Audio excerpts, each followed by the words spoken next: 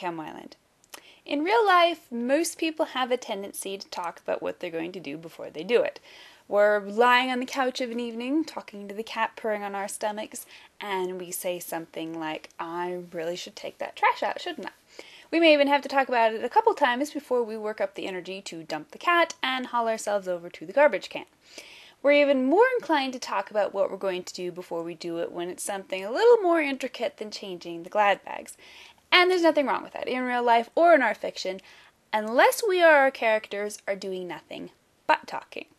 Readers love dialogue. What they don't love is when our characters spend pages, or even chapters, talking about what they're going to do instead of just doing it.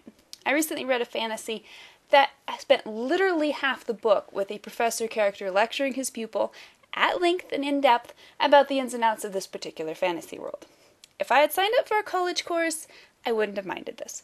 But after a couple 100 pages of this in a novel, I was bored and ready for the character to put his money where his mouth was.